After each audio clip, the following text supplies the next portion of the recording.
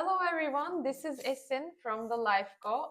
I will be the host of this episode of Well Together podcast. And today I will be hosting a very special guest coming all the way from London, Dr. Fariha Rizvi. She is the head of department consultant physician in diabetes, endocrinology, and general internal medicine. And she's a TV presenter, a health coach with over 17 years of clinical experience. So, welcome to the podcast, Dr. Rizvi. Thank you so much for having me. I'm so privileged and honored and happy to be here today. Well, likewise. But we'd love to get you know better, of course. Could you tell us a little bit about your life and practice in London and the types of patients you typically work with? So you already gave me a very kind introduction. I work in London, UK.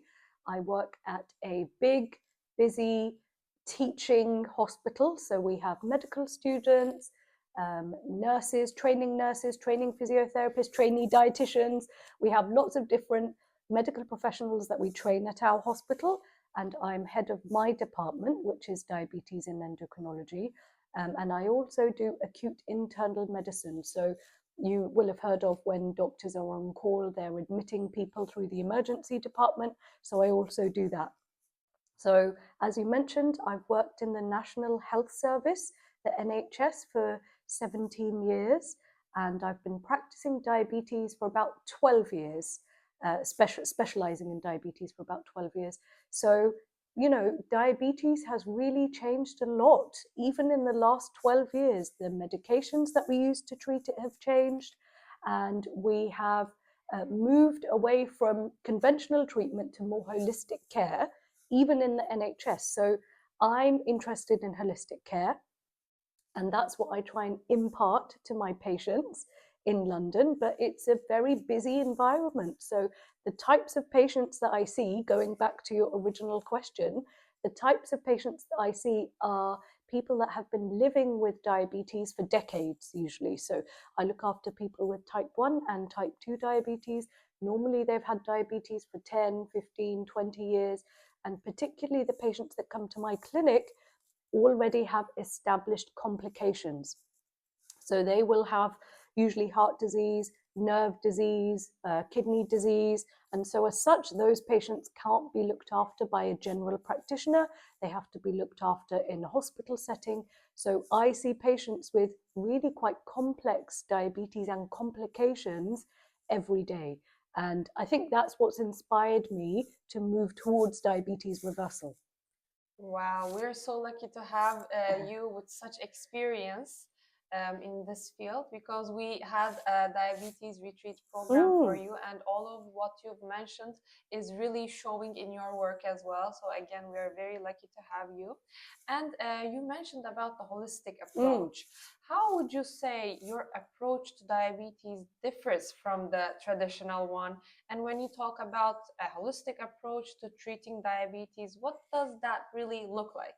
That's an excellent question coming from yourself as an established health coach who has been doing this. You've been doing this yourself for a long time. So you know better even than I do what the holistic approach here. And that is what the TheLifeCo has really helped me to explore and develop as well. So my approach when I'm in clinic with my patients is to always ask them, what do they eat? What's their activity level? I'll take a short food history. So we call it food recall. So what did you eat yesterday for breakfast, lunch, and dinner? What do you typically eat over a week? How much do you exercise? What do you like to do? What's your sleep like? So I'm asking these questions in my hospital practice, and often patients tell me that no one has really asked them this before, because when they come to appointments, it's all a bit rushed. Their previous maybe GP doctor or nurse or any other doctor they've seen with a specialty in diabetes has just focused on adjusting the medication or adjusting the dose of the insulin or adding a few units or taking off a few units. But nobody has really experienced the ability to discuss their whole life. And we've, as you said, during this retreat, we have spoken about 10 to 12 things. In fact, if we think about everything we've discussed, we have talked about 10 to 12 really important flagship things that can impact an individual's health. And I believe that diabetes is a lifestyle condition. We know it's a lifestyle condition. And I believe you can't treat it properly until you take a holistic approach, really. And any attempt to treat it will be unsuccessful unless you take a holistic approach. So that is what diabetes care looks like to me in the ideal world. And hopefully with your work, with my work, with the TheLifeCo's work, all of the clients that we're seeing here, they will take those aspects of holistic care and continue them forever. That's what my hope is. Yes, and I'm assuming stress plays a very, very big role in this holistic care. How much of a role do you think stress plays in affecting blood sugar levels? That's an excellent question. The problem is stress is everywhere. Stress will always be everywhere. Probably in our modern lives, stress is only going to increase. But the problem with stress is it's actually difficult to measure.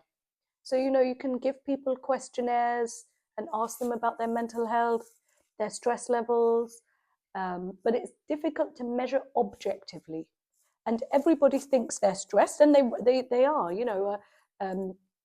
Every aspect of society, whether it's children, young people, young adults, middle-aged people, older people, everyone is experiencing a unique level of stress in this day and age. But the difficulty is in measuring it. So in our retreat this week, we've spoken about lots of different hormones, so not just insulin. We've spoken about particularly cortisol, because I'm a hormone specialist. Cortisol is a very important hormone. Cortisol is a stress hormone that we all make. We have to make cortisol, otherwise we would die. If you have a cortisol deficiency, it can be life-threatening. So we need cortisol. Cortisol helps us to get up and face the day. It helps us get through the day. It gives us energy and focus. But what is happening in our modern lives is that we are constantly probably having a bit too much cortisol. And then we get different kind of spikes of cortisol during the day. I mean, I don't like the word spike very much, but for the purpose of our listeners, they know what a spike is. So they get a sharp rise in cortisol at different times during the day. So when you wake up in the morning and you have an alarm, that's a big cortisol surge. In fact, your cortisol level rises even before you wake up in the morning. And then when you set your alarm, you have a cortisol surge. When your alarm goes off, you have a cortisol surge. And then the number of times you hit your snooze button, you will get more and more cortisol surges. And that's not a good way to start the day. So cortisol starts from the very moment we open our eyes. In fact, cortisol starts to rise when we're sleeping. And then during the day, we are exposed to lots of different micro and macro stresses. So there might be, tiny inconvenient things that happen during the day that make us feel a bit stressed. And then there might be, heaven forbid, bigger issues that arise during the day that make us stressed out. So cortisol is antagonistic to insulin. So these are two hormones that are antagonistic to each other. So when you have high cortisol levels during the course of the day, you become more insulin resistant, which means that you might need to make more insulin to achieve the same normal blood sugar. Wow. So, and people don't realize this. So cortisol excess or constantly being stressed out, having too much cortisol on board, long term can lead to insulin resistance, which is the primary hormonal abnormality that occurs in pre-diabetes, type 2 diabetes, and also other chronic diseases. Wow. Well, I'm not going to press that snooze button again for sure. But going off from insulin, insulin resistance, it feels like everyone I know is insulin resistant one way or another. How common is it really? And how could you break down what prediabetes is, how it can progress to type 2 diabetes? And at what point is all of this reversible? How long does it take to reverse all of this? Like, what is the spectrum here? Yeah. That's an excellent question. And again, I'm sure you see lots of different clients. You've worked with lots of people. And what I would say at the start of this answer is that it is very much individualized. So anyone that's listening to this, they need to think about themselves. So that's the first thing. So you need to think about your own diet, lifestyle, and all of the other things, sleep, exercise, all of that. Now, going back to the spectrum of insulin resistance, it's very common. We discussed in one of our sessions that 90 to 95% of the US adult population is metabolically unhealthy.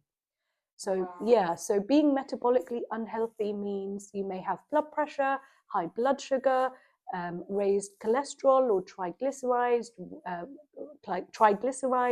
raised uric acid, you may be overweight.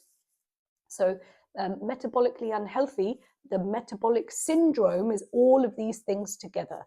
And one of the things is abnormal blood sugar, which is caused by insulin resistance.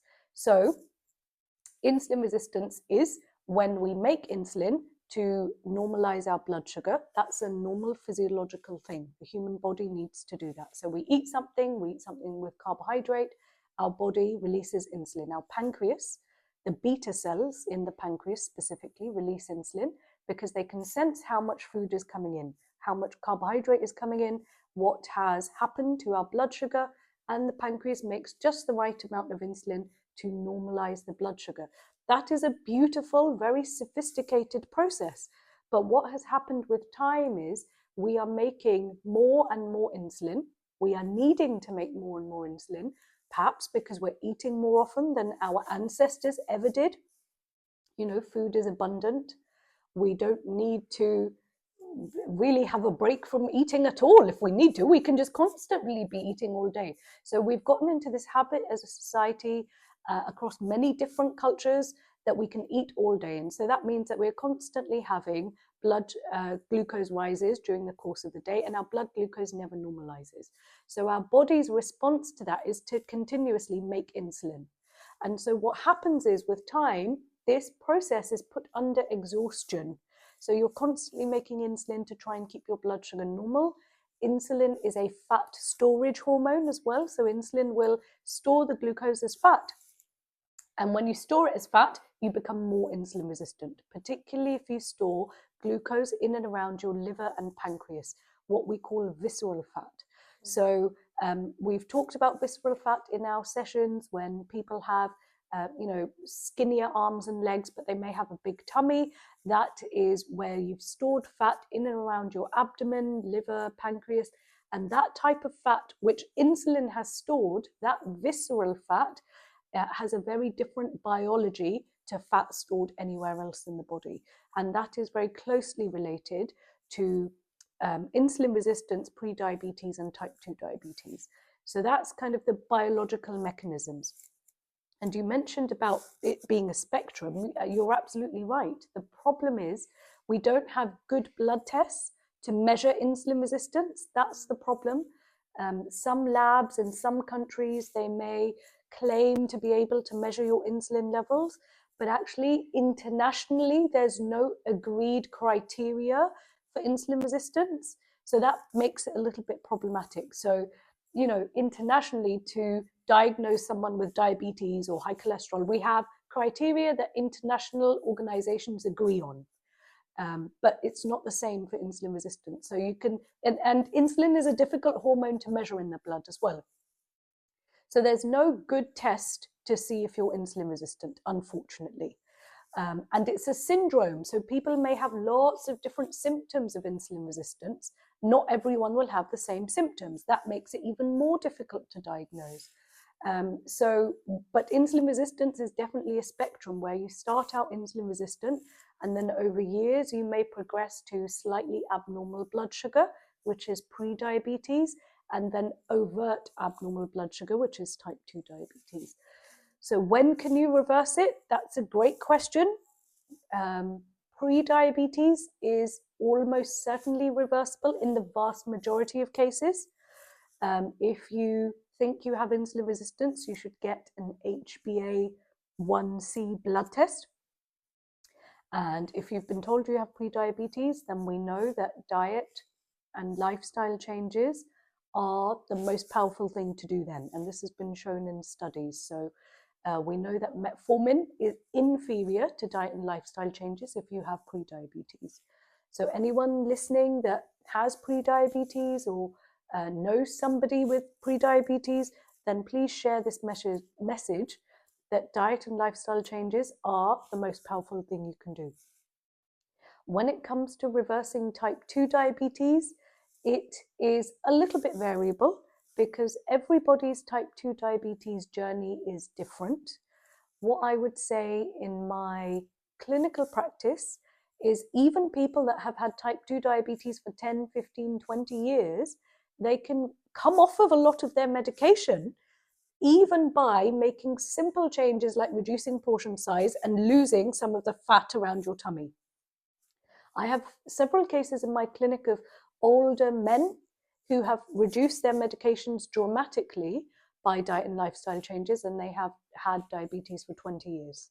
So it is possible to dramatically improve blood sugar with type 2 diabetes and maybe even come off of medication.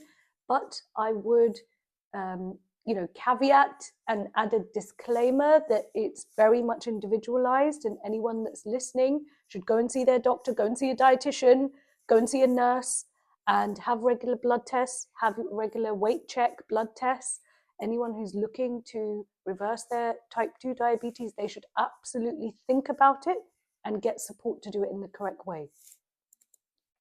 Wow, what you've all said was like very inspiring, especially the part that lifestyle change is better than metformin if you're in the pre-diabetic condition. But also, I have a question about the insulin resistance clinical test that you mentioned is not a very easy thing to do. So maybe this is a country difference, I'm not sure. But in Turkey, we do this HOMA/IR test. Yes. What do you think about it? Because that is what we use for insulin resistance. That's great. So that's diagnosis. Yeah, so that's the gold standard test to measure insulin resistance. So if you're doing it here in Turkey, then anyone that wants to get it done, I would definitely not discourage them. I think it's a reasonable thing to get done. The problem why we don't offer it in the UK is it's quite complex and it's quite intensive and expensive to do. So that's a country variation, but HOMA-IR test is a test for insulin resistance. So it's a reasonable thing to do, but I would, again, anyone that's listening, make sure you see a diabetes specialist who can interpret the test for you correctly. Okay, understood. Okay. That's very important. Yeah. Okay. Well, I found another thing so interesting during your speeches that you were giving here at TheLifeCo. You mentioned that diabetes was once considered an older person's disease. Yeah. So why was that the case, and what's changed now in the 21st century? Yeah, so historically it would be that older people would get type 2 diabetes and maybe just live with it for 10, 20 years and then they would die. Basically, that's how it used to be.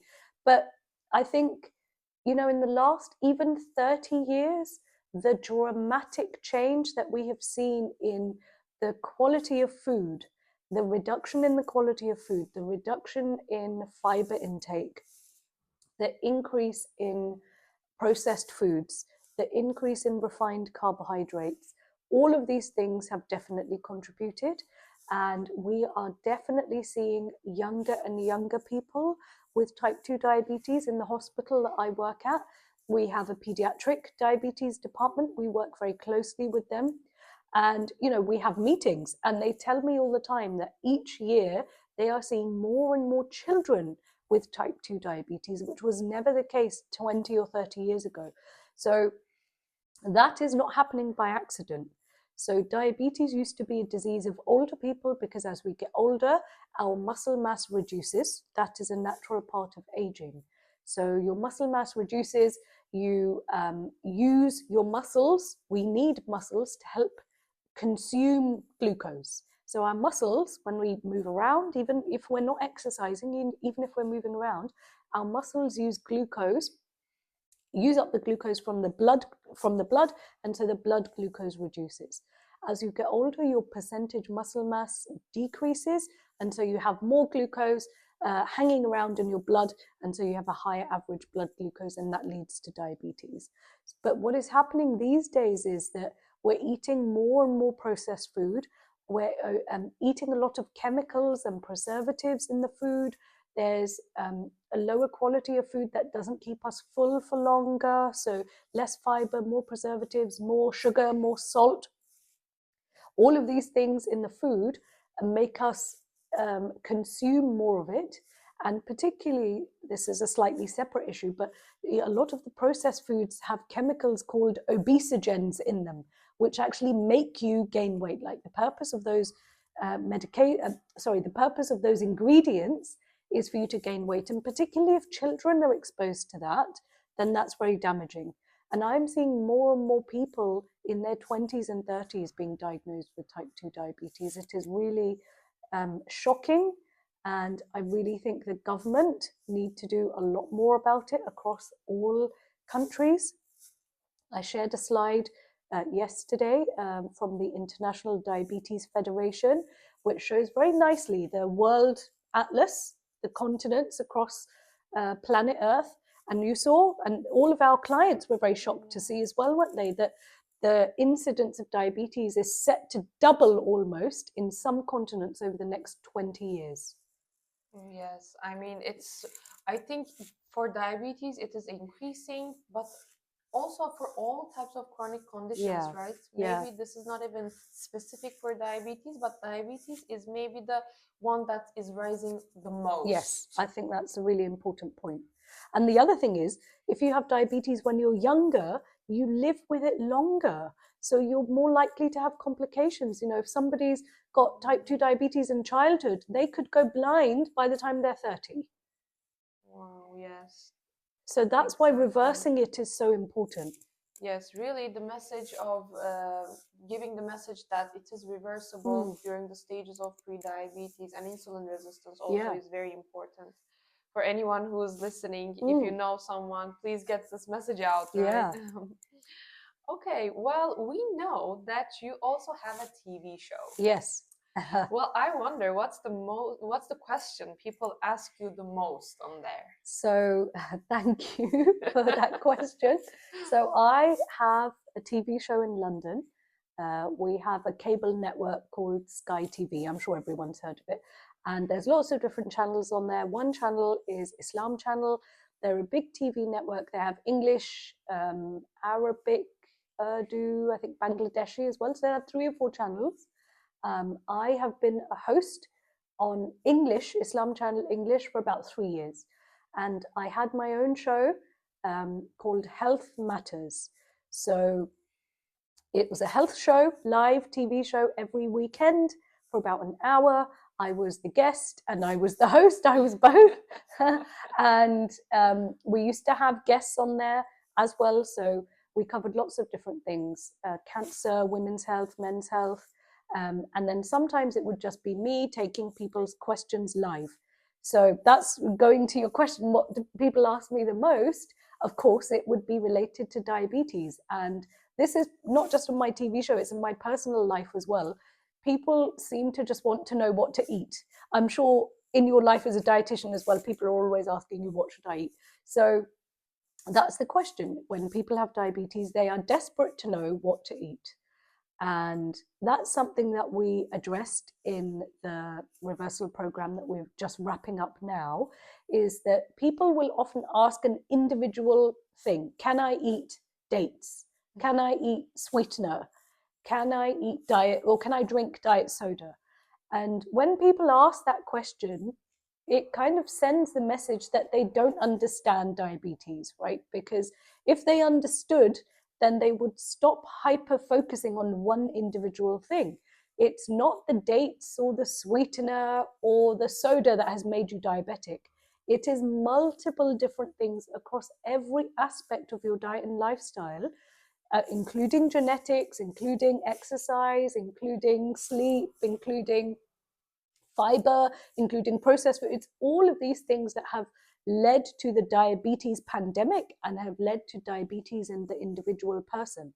So it's sure, we shouldn't be eating sweetener or soda, but it's so much more than that. So I want to try and change the narrative a little bit around what is the individual food item I should or should not eat, and how can I overhaul everything to finally get rid of it. You're not going to get rid of diabetes just by stopping eating bread.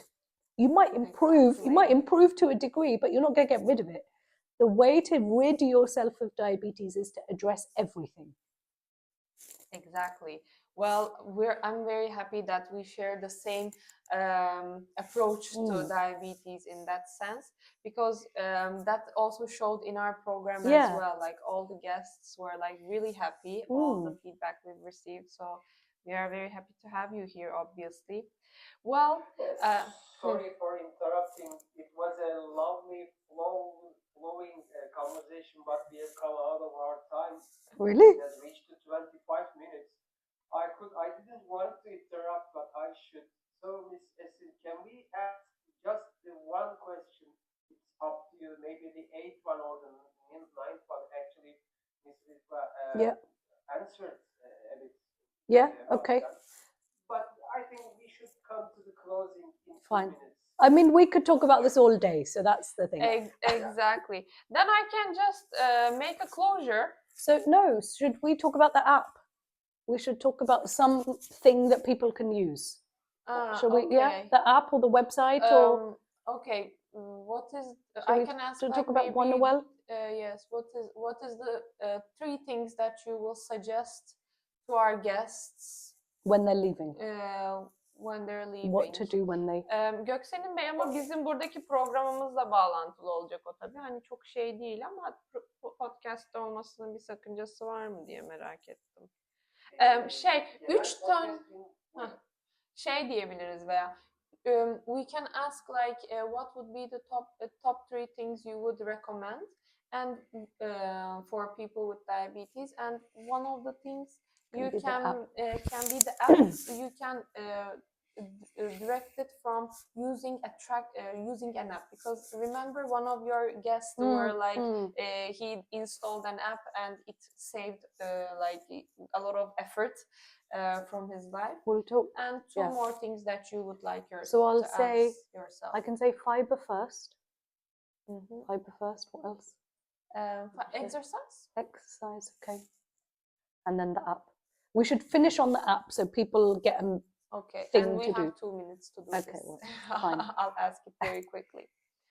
Göksel'in Bey, ben şimdi tekrardan başlıyorum o zaman. 2 dakikalık bir son yapacağım. 2 dakika içinde, evet. Tamam. Buyurun, kayıt hazır. Okay, so the last question I want to ask is, what would be your top 3 suggestions for guests? So our lovely guests are leaving tomorrow. Today and tomorrow is their last day. So the top 3 messages that you and I have given them over the course of this week. First thing is fiber first. So that's easy to remember. F and F. F is my name. Faria says fiber first. So always start every meal with fiber. Line your gut with fiber, whether that's a green salad, a salad with vinaigrette. Always line your stomach with non-starchy green vegetables. We mentioned the Feel Great system that has a fiber supplement. That's an easy way to do it. So that's always, for the rest of your life, you should be doing fiber first. So that's very important. The second is exercise, not to overcomplicate exercise. So make exercise simple and consistent, whether that's walking for 10 minutes 3 times a day, half an hour a day, 15 minutes twice a day. Try and walk if you can. Try and do some resistance exercises. And if you're the type of person that has a high blood sugar after meals, then go for a walk after meals. That will reduce your blood sugar. So that's very important. And then the last thing that's super important, which everyone has asked us about today, is use an app, because we can leave the beautiful LifeCo and feel as if we're stuck back in our day-to-day lives. But the LifeCo have the Wonderwell app, which has so many resources. There's meal plans, there's daily mindfulness, meditations, exercises. So I think using something like the app, particularly Wonderwell, can really help people when they're struggling. long term. Well, thank you very much for those three suggestions. And it was very lovely to have you in our facility and on this podcast.